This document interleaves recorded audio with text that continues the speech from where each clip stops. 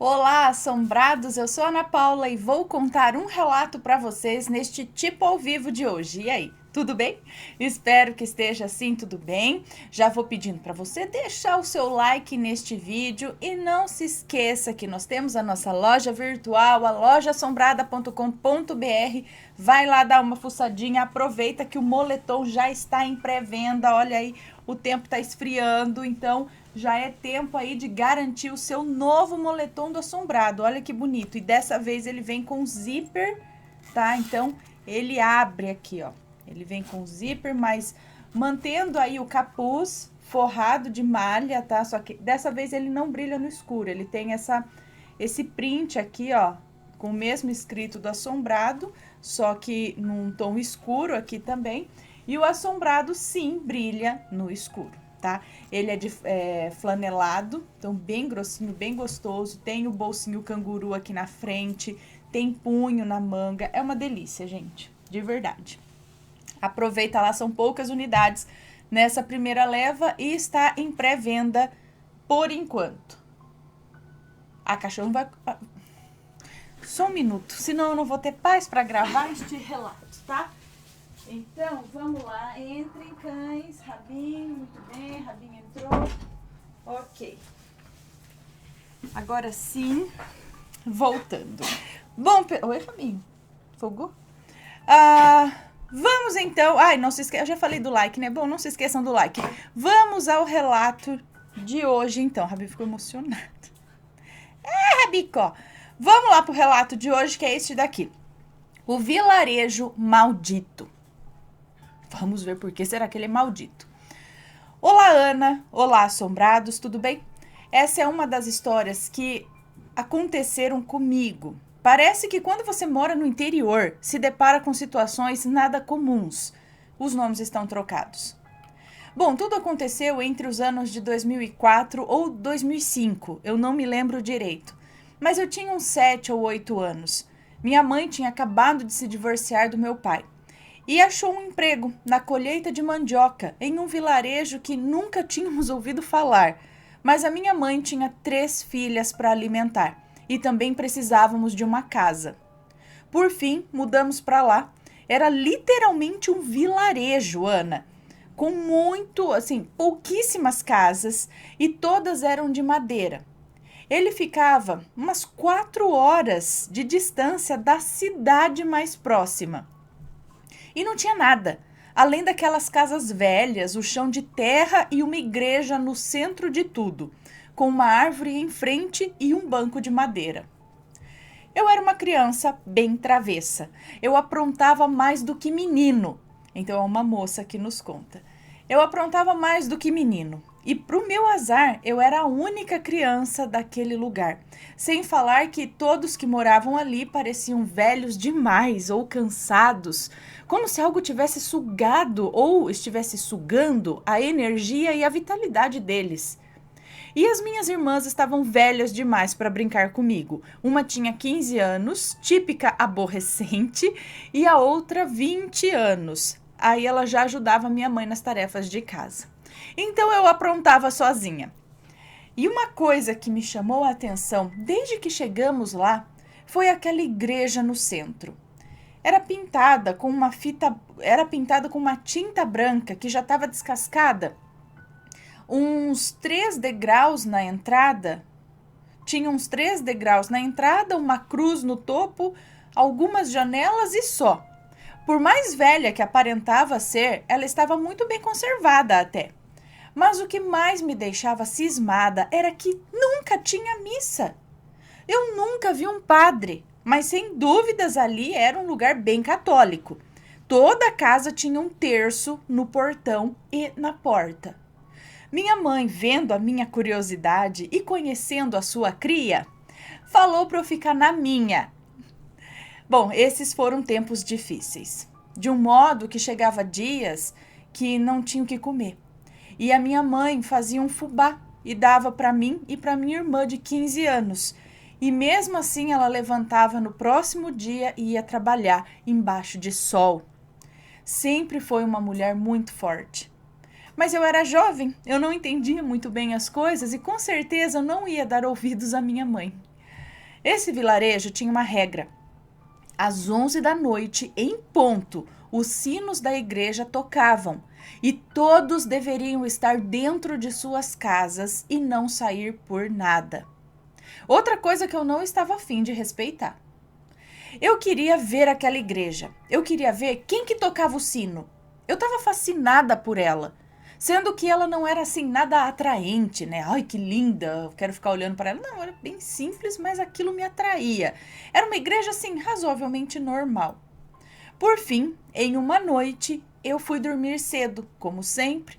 Mas assim que eu ouvi os sinos da igreja tocar, eu levantei de mansinho e fui fuçar para saber quem que tocava o sino e dar uma simples espiadinha.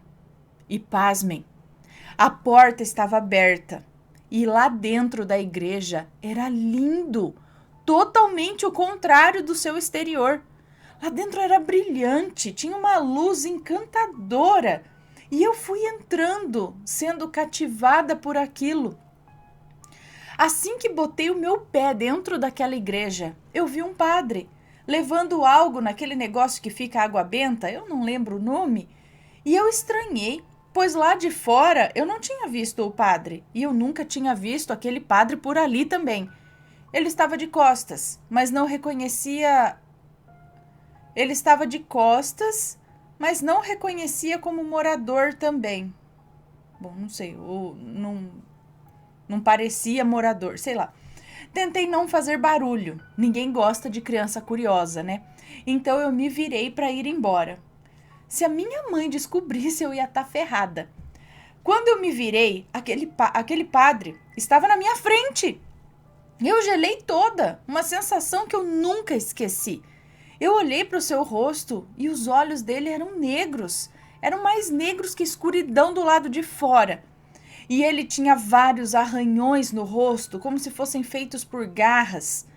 Eu comecei a dar alguns passos para trás, já que ele estava no rumo da única porta. Então ele abriu a boca e começou a sair um líquido. Era uma mistura de, sei lá, era algo preto e com cabelo junto. Foi horrível. Do nada, nesse padre, entre aspas, caiu, como se empurrado. E ao mesmo tempo eu fui empurrada para fora. Para ser sincera, eu fui arremessada para fora da igreja. Eu caí naquela escadinha, me levantei e corri. Eu olhei para trás e vi aquele ser na porta da igreja. Ele não saía, mas eu ouvia o seu grito agonizante lá dentro. Eu corri mais do que pude. E como estava de noite, a única coisa que iluminava aquele lugar era a lua. No caminho, eu tropecei naquele maldito banco e me machuquei toda. Apesar de estar horrorizada com o que tinha acabado de vivenciar, eu estava mais preocupada com a minha mãe. O que eu ia falar para ela? Qual desculpa que eu ia dar para falar que eu estava toda machucada, né? Para explicar os meus machucados. E se alguém me viu? E se alguém tivesse me visto pelas ruas ou na igreja e contasse para minha mãe? Olha, por incrível que pareça, essa era a minha maior preocupação naquela cabecinha de criança, né? Entrei em casa e nem limpei os machucados. Eu fui direto pro meu quarto, assim, pianinho. Mas aquela noite eu não consegui dormir. Eu tive vários pesadelos. Parecia que aquele ser estava ali comigo. Eu sentia a sua respiração no meu pescoço. Quando eu acordei, tinha uma senhora, bem velhinha, na minha frente. Na minha frente? Quando eu acordei, tinha uma senhora, bem velha, na minha frente. Eu olhei assustada. Era uma benzedeira que a minha mãe chamou, pois, segundo a minha mãe e as minhas irmãs, eu comecei a me mexer estranho na cama. Eu suava muito e falava coisas em uma língua desconhecida. Minha mãe achou que era olho gordo e chamou a benzedeira. Quando eu acordei, a benzedeira olhou para mim e falou: "Conte a verdade. O que houve com você?" Então eu contei sobre o padre, tudo daquela noite passada. Achei que estava começando a chover. Contei tudo sobre a noite passada. A velha simplesmente terminou o que tinha que fazer e falou para nós: por isso que não é para sair quando os sinos tocam. Cuide melhor da sua filha, antes que ele pegue ela na próxima. Dessa vez, a dona fulana a salvou. A dona fulana? Quem que é a dona fulana? Pera, eu não sei se os nomes estão trocados. Não lembro, gente. Eu li. Os nomes estão trocados. Então, ela disse assim: uai, por isso que não é para sair quando os sinos tocam. Cuide melhor de sua filha, antes que ele pegue ela na próxima. Dessa vez, a dona Beatriz a salvou. Dona Beatriz era minha avó, que havia falecido 2 dias antes de eu nascer. Todas nós, minha mãe, minhas irmãs e eu, ficamos paralisadas com essa informação. Minha mãe nunca falava muito da nossa avó e as minhas irmãs também não. Então, ninguém dali saberia o nome dela.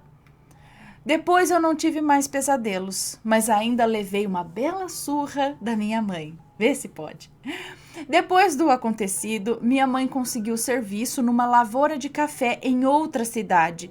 Então, nos mudamos o mais rápido possível de lá. E a minha irmã, de 20 anos, minha irmã de 20 anos, nessa nova cidade, tinha conseguido um emprego num bar também. Esses barzinhos de bairro, sabe? E contou o que havia acontecido comigo. E no barzinho, eu acho, ela contou o que havia acontecido comigo. Mesmo minha mãe falando pra gente calar a boca. Mas imagina, né? Uma irmã linguaruda. Era ela. O povo automaticamente parou e nem deixou ela terminar de contar. Fizeram o sinal da cruz e falaram que a nossa mãe era louca de morar naquelas terras. Eles disseram que lá era um lugar amaldiçoado, que sempre foi uma terra de ódio e maldade, que nada de bom cresceu ou cresce ali. E lá era conhecido como Terra Vermelha, pois o vilarejo foi erguido em cima de sangue de inocentes. Como minha mãe não sabia disso antes, hein? Me diga. Ou sabia, mas a necessidade falou mais alto. Bom, depois nunca mais nós voltamos lá. Eu gostaria de saber mais sobre a história do lugar, mas a minha mãe não fala onde fica e eu não lembro o nome. E minhas irmãs também não sabem a localização exata. Mas eu comecei a procurar recentemente o local. Eu espero encontrar. Isso que eu ia perguntar agora. Eu falei, aonde fica? Pelo menos nos dá a cidade, ou próximo a que cidade, que estado que é. Nos dá não, me dá. Tá, não vou falar onde fica, mas... Alguém aí conhece? Que estranho, gente. Parece até um negócio de sete além, né? Um padre assim, dentro da igreja, uma coisa de outra dimensão, uns negócios esquisitos. Vai saber, né? Vai saber. Um lugar no meio do nada. Eu, hein? Você já passou por uma cidade, uma terra amaldiçoada? Conta pra gente se sim.